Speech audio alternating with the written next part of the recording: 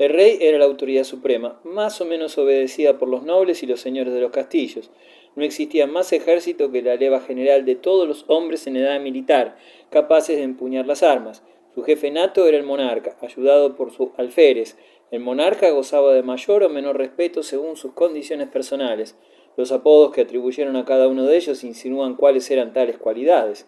Sancho I, el Gordo, 956-965, fue arrojado del trono por su obesidad, dicen las legendarias crónicas, y sustituido por Ordoño IV, el Malo. El craso monarca destronado acudió a Córdoba a curarse de su enfermedad, y el califa Abderramán III le proporcionó un ejército para recuperar sus tierras, a cambio naturalmente de castillos y plazas estratégicas y de un auténtico vasallaje. En el último cuarto de siglo, durante los reinados de Ramiro III y Bermudo II, el Gotoso, la meseta septentrional fue devastada y asolada por las expediciones de Almanzor.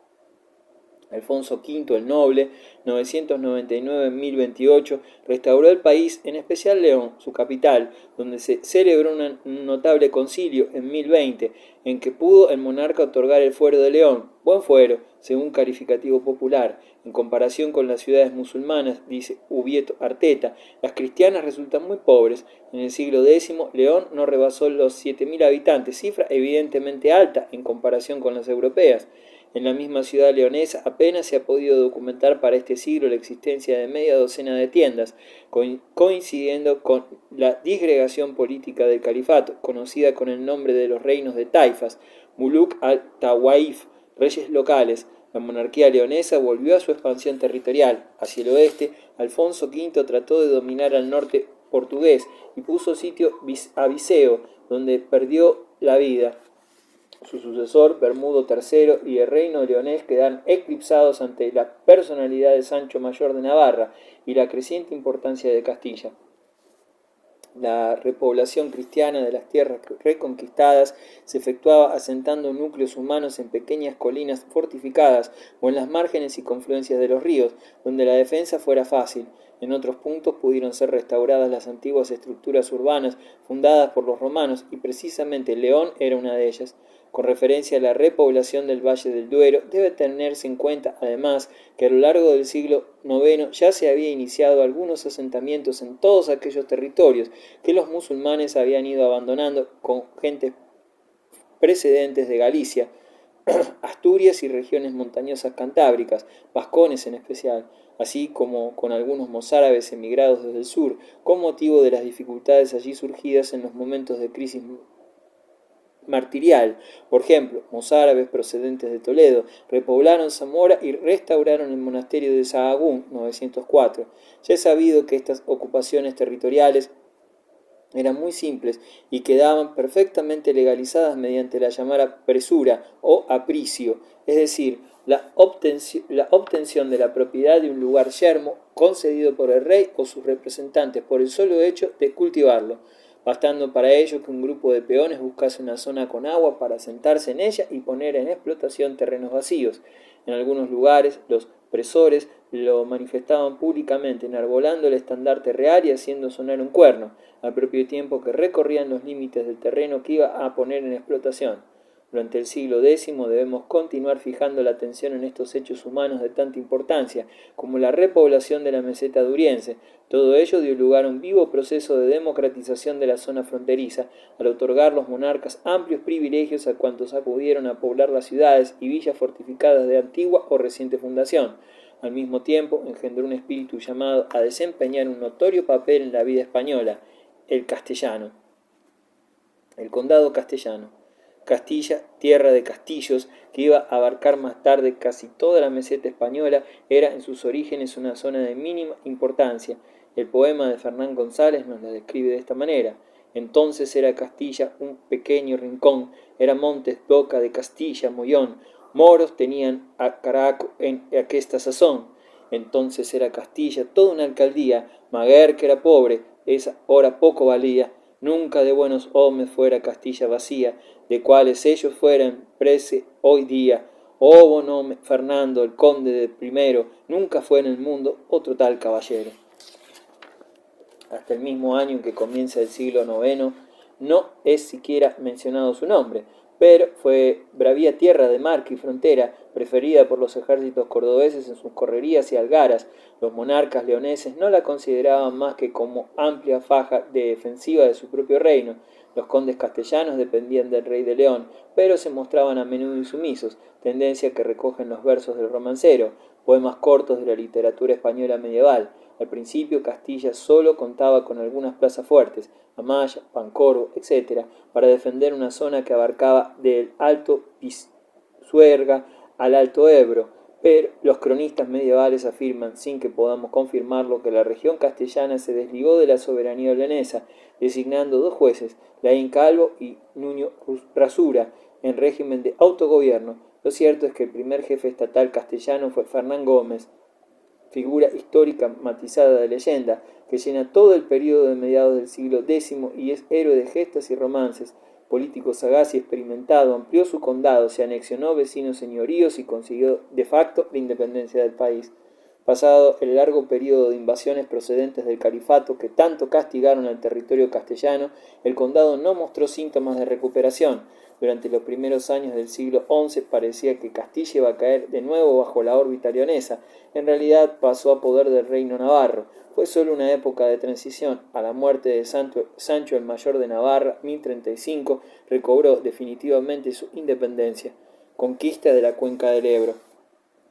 También el reino de Aragón tuvo un origen político similar al de la Marca Hispánica, con el que luego se uniera. Uno de sus primeros condes, Aznar Galindo, era vasallo del señor de Tolosa, Toulouse, y reconocía la soberanía de los reyes francos. Aragón fue incorporado después al reino navarro de García Sánchez I, quedó independiente en 1035, fecha en que inicia su gobierno. Ramiro I, hijo de Sancho el Mayor de Navarra, que se proclamó rey pese al reducido territorio que poseía, la zona septentrional de las cuencas de los ríos Gallego y Aragón, del cual tomó el nombre esta monarquía. 4 años después pudo ampliar sus dominios con la anexión de los condados de Ribagorza y Sobrarbe, debido a que su hermano Gonzalo, señor de ellos, murió asesinado y sin sucesión. Al principio la reconquista aragonesa fue lenta y difícil. Varias poblaciones fueron cayendo en poder de los cristianos. Benabarre, Graus, Balbastro, un príncipe emprendedor, Pedro I, derrotó en Alcoraza un nutrido ejército musulmán y prosiguió el sitio de Huesca, iniciado en el reinado de su padre, quien murió en su intento de conquistar la plaza. En su agonía hizo jurar a su sucesor que remataría la empresa. Ello se logró en 1096. Desde entonces se vería la fulgurante expansión de un pequeño estado en busca de espacio vital. Por espacio de 30 años, 1104-1134, Alfonso I el Batallador permaneció en lucha constante contra el Emirato zaragozano. Como contrajera matrimonio con doña Urraca, hija del monarca castellano Alfonso VI, vióse envuelto en la turbulenta política de aquel reino y en la red de intrigas de su consorte. Las pésimas relaciones entre ambos cónyuges dieron mucho que hablar. El batallador trataba a su mujer mal de palabra y no mejor de obra, propasándose en poner en la reina las manos y los pies, dándole bofetadas en el rostro y puntapiés en el cuerpo. Como dice Flores, también ella, algo peor que frívola, daba motivos más que suficientes para tales tratos. De un modo u otro, malogróse la unión política castellano-aragonesa proyectada con tales enlaces matrimoniales, que tampoco tuvieron éxito más tarde, cuando se habló de unir un príncipe castellano con Petronila, sobrina del batallador, y que casó, como queda indicado, con Ramón Berenguer IV. Conquistadas las plazas de Egea, Tauste y Tudela, lograba Alfonso I de Aragón la conquista más sensacional, Zaragoza, llave de la cuenca del Ebro y capital natural del reino, 1118, la liberación de Tarazona, Borja, Epila y Calatayud, Alhama y otras plazas le permitieron duplicar sus dominios. Como si ello no bastara, emprendió una temeraria correría a través del territorio musulmán, liberando unos 15.000 mozárabes, cristianos residentes en tierra islámica, que fueron luego espléndidos colonos y repobladores de las zonas que conquistara a ambos lados del Ebro. Estas espectaculares correrías eran posibles y a veces nada dificultosas, tanto en el bando cristiano como en el musulmán. En realidad, las famosas 50 campañas del dictador Almanzor no fueron sino una afortunada y continua algara que duró un cuarto de siglo. Alfonso VI, rey de Castilla y de León, para vengarse en 1082 de los sevillanos, recorrió en Algara su reino y llegó hasta las playas de Tarifa, donde, metiendo su caballo en el agua, dijo la frase célebre: «Esta tierra, último límite de España, la he pisado yo». El Cid campeador recorrió a placer y a discreción todas las regiones levantinas peninsulares. El rey castellano, Alfonso VIII, emprendió correrías por territorios andaluces. En 1194 avanzó hasta las playas de Algeciras, desde donde lanzó un arrogante reto al emperador almohade del norte de África. Murió Alfonso luchando frente a los muros de Fraga. En un extraño testamento había legado su estado a los caballeros templarios y hospitalarios de San Juan. Tal sucesión no fue aceptada por aragoneses ni navarros, unidos al reino de Aragón desde el 1076. Estos eligieron a García Ramírez, llamado el Restaurador y descendiente de Sancho el Mayor. Desde entonces Navarra formó estado aparte, ligado a sus destinos políticos más a los intereses franceses que a los españoles. En Aragón fue proclamado el monje benedictino Ramiro, hermano del difunto Alfonso. Logradas las dispensas canónicas del caso, fue coronado rey. Tuvo que reprimir a algunos nobles. La leyenda de la campana de Huesca supone que decapitó a muchos, uno por uno. Casó con Inés de Poitiers y tuvo una hija, Petronila, que casó con el conde catalán Ramón Berenguer IV. El reino de Castilla y León. El primer monarca que unificó políticamente a Castilla y a León fue Fernando I, hijo de Sancho el Mayor de Navarra, dueño de Castilla por herencia paterna y de León por su matrimonio con doña Sancha, hermana del rey leonés. Ejerció también influjo político en Navarra, aunque solo indirecto, por haber derrotado y muerto a su rey, su envidioso hermano García, en la batalla de Atapuerca, 1054, cerca de Burgos. Fue entonces precisamente cuando en realidad asomó Castilla en la historia. El pueblo castellano de sangre vasca y cántabra en sus orígenes había adoptado la conformación de una sociedad abierta, dinámica y arriesgada, como suele serlo toda estructura social en una frontera que avanza hacia tierras susceptibles de la incorporación. La expansión y la transhumancia económica acompañan el despliegue político y guerrero.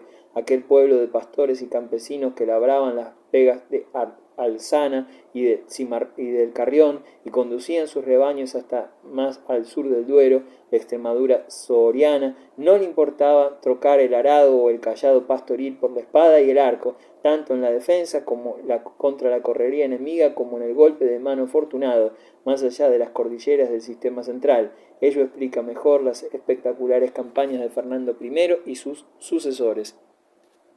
La situación era propicia para otra embestida contra las fronteras musulmanas.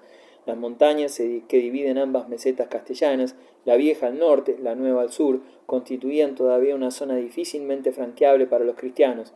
Fernando I pasó al sur de aquella barrera orográfica y amedrentó al rey Taifa toledano, a quien obligó a pagar parias o tributos. Dirigió también sus armas hacia el norte de Portugal, apoderándose de Viseu, Lamego y Coimbra, y dominando no solo el valle inferior del Duero, sino el río Mondego, que se fijó como frontera durante algún tiempo. En sus incursiones militares llegó al reino moro de Sevilla, al que hizo también tributario. Al propio tiempo aseguró su frontera oriental con las conquistas de San Esteban de Gormaz y Osma, y trató de abrirse camino hasta Valencia, 1064, en cuya expedición enfermó de gravedad y hubo de retirarse a León, donde falleció al año siguiente. Repartió sus estados entre sus tres hijos, Sancho II, Castilla, Alfonso VI, León, García, Galicia, y sus dos hijas, Urraca, Zamora y Elvira, Toro. Época favorable para la formación del pueblo castellano era esta. En medio de choques, acaso triviales, aunque psicológicamente decisivos, se había ido fraguando su temperamento guerrero y aventurero. Castilla se iba forjando en una dinámica individualista, sin clases sociales demasiado cerradas, en que el villano podía elevarse por sus méritos a caballero y llegar incluso a la riqueza si sabía jugarse la vida y tener suerte en el botín capturado. Una mentalidad de temeridad y riesgo, de aventura e imprevisión caudillista y sobria, incomprensible para los reposados leoneses de aquel tiempo.